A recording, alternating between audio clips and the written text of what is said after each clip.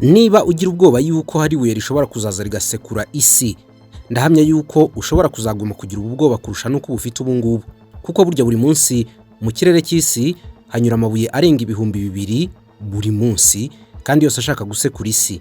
Binongeraho yuko isi ari umubumbe ufite rukuruzi nyinshi, bigatuma amabuye n'ibitare byo mu kirere bishaka gusatira uyu mubumbe nyine dutuye uriho rukuruzi. Cyakora nanone niba utagira ubwoba, nawe ndagushishikariza kuguma kutagira na bukeya, kuko kuvuga yuko hari amabuye nk'aya ngaya agomba kugwira isi bimaze kuvugwa inshuro 790 guhera mu kinyejana cya 20 kugera mu cya 21. Ariko kugeza ubu ngubu muri ibi binyejana bibiri ntabwo harumvikana ibuye na rimwe ryaguye ku mubumbe. Irizwi cyane kurusha andi yose ni iry'abashakashatsi bagenekereje bavuga yuko ryaguye mu muhora wa Yucatan muri Mexique, ngo rikaba ari ryo ryatumye habaho izimira ry'inyamaswa za dinosaures mujya mwumva mu mateka.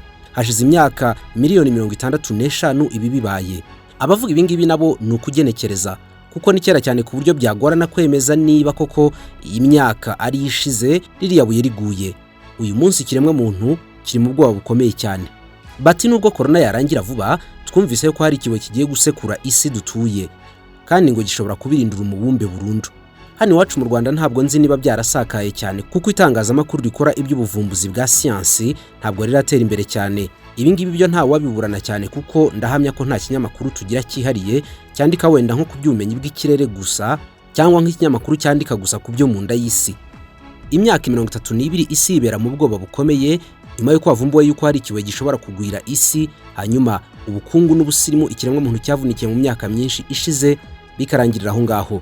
Mu kinyejana cya 20 nibwo hatangiye kumvikana inkuru nyinshi zivuga yuko isi ishobora kurangizwa n'ikibuye kinini gishobora kuyisekura bihuriye mu isanzure, maze ngo iki kibuye cyamara kuyisekura hakaba iruka ry'ibirunga ritarabaho, n'imyuzure ivuye mu mazi y'inyanja yasandara ku mubumbe hose ahatuye ikiremwa muntu. Hari igihe kurangira ku isi kera byapimwaga cyangwa byavugwaga hagendewe ku nzozi z'abantu gusa. Bamwe bavuga yuko babyeretswe, abandi bakabihanura, abandi bagashingira ku byanditswe mu iyobokamana. Ibi niko byagenze mu binyejana byinshi bishize uhere muri 66 nyuma y'ivuka rya Yesu Kristo. Kugeza ubu ngubu nyuma ya Yesu inshuro zirenga 400 zimaze kuvuga yuko isi ishobora kurangira muri imwe muri izi nshuro. Inshuro 400 maze kuvuga nizo abantu benshi babaga bahuriyeho ku mubumbe bavuga bati byanze bikunze isi ishobora kurangira. Mu yindi myaka yakurikiyeho cyane cyane mu kinyejana cya 20 n'icya 21, ubwo siyansi yari itangiye gutera imbere, hadutse ubundi bwoko bushya bwo gutangaza yuko isi ishobora kurangira, noneho hakagenderwa cyane cyane ku byavumbuwe na siyansi. Rimwe na rimwe bati ni ikibuye, ubundi bati niruka ry'ibirunga rizaba ridasanzwe, ubundi bati hazaduka indwara imareho ikiremwa muntu cyose, ubundi bati ibyago bimeze nk'umwuzure cyangwa se umuriro bitazwa ahantu turutse w'amazuku ni uzamaraho ikiremwa muntu. Ubwo isi yiteguraga kwinjira mu kinyejana cya 20, ubwo ni mu 2000, isi yose yahiye ubwoba. Hari abantu benshi hano mu Rwanda baraye muri za stade, abandi basohoka mu mazu yabo, abandi bishyira hamwe kugira ngo bapfire hamwe, bose bahunga urupfu ngo rwateganyijwe yuko rushobora guhitana isi yose mu ijoro rimwe. Uzasoma igitabo cyitwa Prediction of 2000 Jesus Could Return, cyagaragazaga yuko mu ijoro ryo mu 1999 saa 5 z'ijoro n'iminota 59 rwose ngo umunota umwe uzaba ugiye gukurikiraho ngo uzaberamo amateka ahambaye isi itigeze ibona. Isi ngo yari guhita ikubitwa n'ikintu kitigeze kimenyekana, ngo cyari kurangiza ubuzima bwose bw'icyitwa ikiremwa. Ubwoba nk'ubu ngubu bwari bwaturutse ku nyigisho z'abantu bigishaga iyobokamana bashingiye ku ndangaminsi z'abamaya n'aba Aztec. Mu ndangaminsi za kera z'imiryango y'abantu bitwaga yuko ari inshabwenge mu gihe cya kera cyane, ngo nta na rimwe bigeze bagaragaza yuko hazabaho umwaka w'2000. Ni ukuvuga yuko bateganya indangaminsi zabo bumvaga mu mwaka w'2000 isi ishobora kuzaba yararangiye. Abantu bakavuga bati ubwo nta hantu hagaragara yuko hazabaho umwaka w'2000 ku ndangaminsi, ni ukuvuga yuko nyine nta si izaba igihari. Ubu haravugwa ibibuye n'ibisate by'imibumbe bizenguruka mu kirere bishobora gusekura isi bikayirangiza burundu. Nakubwiye yuko hashize imyaka 32 isi imenye ibyibuye rinini bivuga yuko rigomba kuzarangiza civilisation humaine. Ibikorwa byose by'iterambere twagezeho, amazu akabakaba mu gasongero k'ibicu twubatse, imihanda myiza n'indabo ziyikikije twiyubakiye, ibikorwa by'ubuvumbuzi n'inganda twashinze byose ngo bishobora kurangira mu ijoro rimwe rya 29 Mata 2020. Hageze itariki yaramenyekanye ni 29 nyine Mata 2020, nibwo abahanga baje kuvuga yuko iri buye rizasekura isi.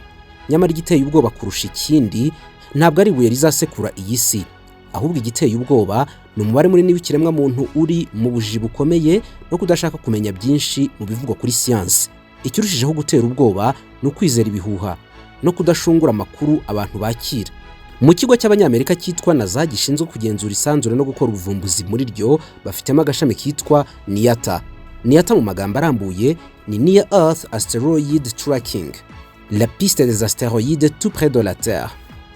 Ni ishami rishinzwe kugenzura ibibuye binyura mu kirere cyegereye isi. Amabuye agenzurwa gusa nayo mu bwoko bw'amasteroid. Asteroid ni amabuye aringaniye azenguruka mu kirere cy'imibumbe nayo izenguruka izuba. Aya ngaya ni amabuye aringaniye afite umurambaro wabarira nko mu birometero 10 cyangwa no munsi yaho gatoya. Menshi muri amabuye abakora ingendo zidahagarara mu kirere, ariko aba yihuta kurusha uko imibumbe izenguruka izuba yihuta. Iyo haramutse hagize ikibuye kigwa kuri umwe muri iyi mibumbe, ni impanuka mbi cyane ishobora no gutuma umubumbe kiguyeho ushwanyuka igihe ikibuye ari kinini. Amahirwe ahari ni uko biba bitagendera mu mirongo imwe neza niyo umubumbe ukoresha ugenda. Ahangaha ndakwibutsa yuko buri mubumbe uba ufite umurongo wawo ukoresha utajya uvamo, ukaba ari umurongo twakwita nka karemano ariko udashobora kugaragaza neza, bawita orbite. Izi asteroide ntibikunze kubaho yuko zinyura muri iyi mirongo twise orbite, ariko ziramutse ziyobye zikanyuramo kubera gutandukanya umuvuduko, hari igihe iki kibuye cyazazenguruka umunsi umwe kigakora impanuka kigasekurana n'umubumbe. Nuko nguko abashakashatsi baba babiteganya yuko wenda igihe runaka bishobora kuba hakabiye impanuka. Tugaruke ku isi yacu noneho, n'ibyavuzwe yuko ishobora kurangira muri Mata 2020 irangijwe n'ikibuye kizayisekura.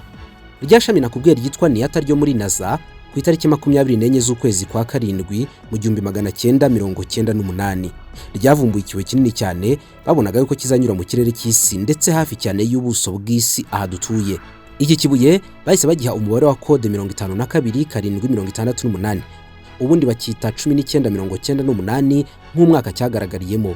Mu 1998 uyu mwaka ubwo habashize imyaka 22, ariko nubwo cyagaragaye mu 1998 hari hashize imyaka 11 nanone abashakashatsi babonye amashusho y'iki kibuye mu kirere. Ni ukuvuga yuko abavumbuzi ba mbere bakibonye mu 1987. Umwaka ukurikiyeho abashakashatsi bongeye kubona ishusho yacyo noneho kigaragara neza, ubwo ni mu 1988. Niwo risa nirimaze igihe rizwi kuruta uko abantu ahubwo babikeka. Abashakashatsi ba mbere bakiboneraga kure bakavuga yuko gishobora kuzagwa ku isi mu mwaka w'2197. Ubwo uhereye umunsi haba kibura imyaka 179 kugira ngo iribuye rigwe ku isi. Ariko abashakashatsi nyuma yo guhuza imibare mu gihe kirekire baje gusanga ahubwo iribuye rituri hejuru mu buryo ridusatiriye cyane.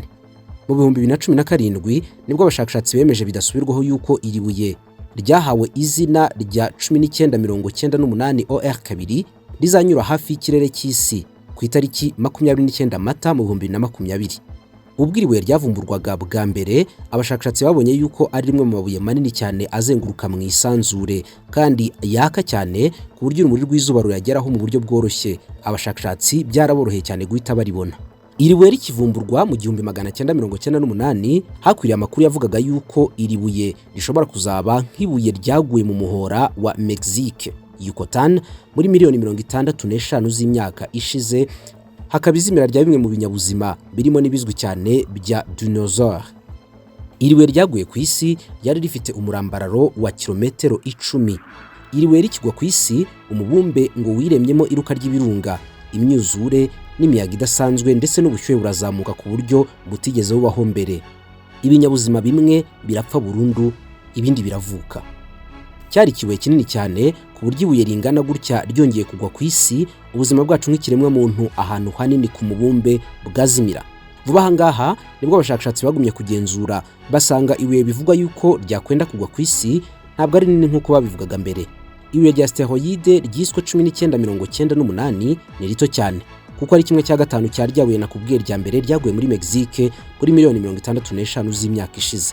no kuvuga yuko ritarengeje umurambararo w'ibirometero 2.5 uko abahanga bagereranya.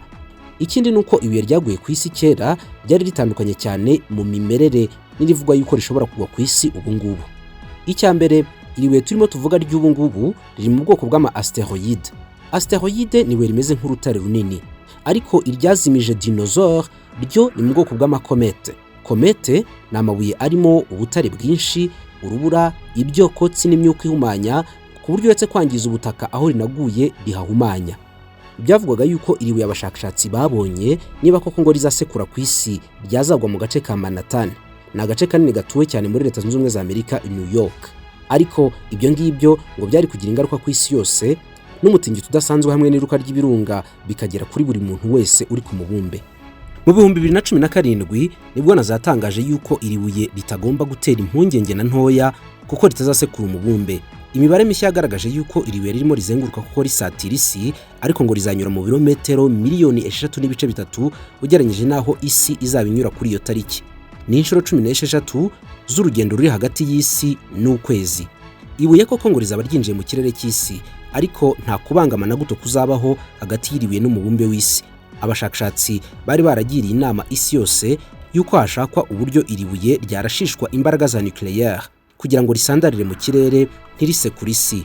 Ibi nabyo ngo byari gutera ikibazo kubera yuko ibisate byaryo bimwe byari kugwa ku isi, bigateza ibindi bibazo byabyo nabyo.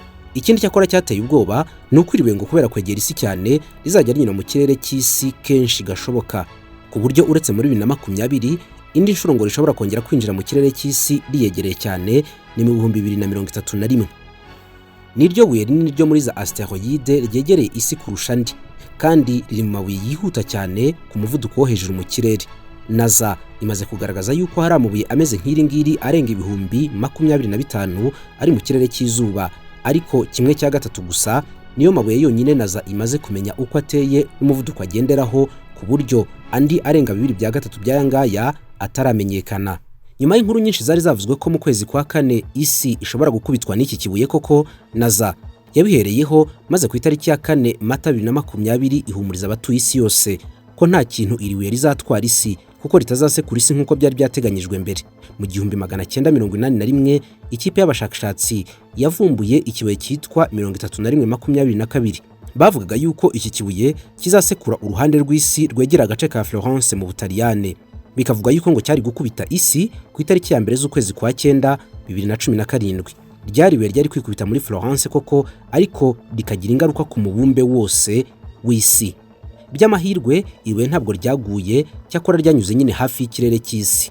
Mu 2012 byavuzwe yuko hari ibuye rinini nanone ryendaga gusekura isi, ngo rikaba ryari kugwa ku gice cyegereye Australia.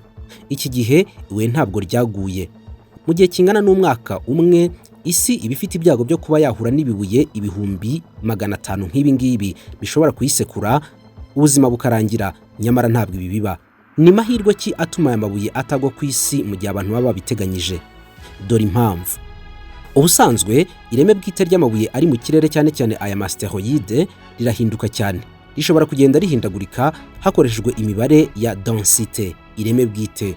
Guhinduka rero kw'iri reme bwite mu kirere bituma ibuye runaka rishobora gushwanyuka rikiri mu rugendo mu kirere, cyangwa se nanone ibitandukanye n'ibi ngibi, aho gushwanyuka ibuye rimwe rikaba ryakwegera rigenzi ryaryo mu kirere bikifatanya kikaba ikibuye kimwe kinini. Twebwe ubwacu nk'abantu byadusaba za miliyoni nyinshi z'ibitwaro bya nucleaire kirimbuzi kugira ngo tubashe gusenya nibura kimwe muri ibi bibuye byenda gusekura isi. Ibi ngibi rero byumvikana nk'ibidashoboka cyane cyane ku kiremwa muntu ku bushobozi bwacyo bwo gusenya kimwe mu bibuye bishobora gusekura isi. Ikindi gituma aya mabuye adasekura isi cyane cyane ni umuvuduko. Nigeze kukubwira yuko aya mabuye agira umuvuduko udasanzwe utandukanye cyane n'uw'umubumbe dutuyeho. Hari abahanga koko bateganya yuko ibuye runaka mu gihe runaka rishobora gusekura isi, ariko kubera umuvuduko waryo riba rikoresha utandukanye cyane n'uw'isi, hari igihe bibisikana bikiri kure cyane. Ni ibi ngibi byonyine birokora ikiremwa muntu, nta kindi. Muhumure ntimwongere kugira ubwoba no kwemera inkuru z'impuha zivuga yuko muri 2020 hari ibuye rizaza rikarangiza uyu mubumbe dutuye. Mbifurije ibihe byiza no kuguma gukurikira ibiganiro tubategurira.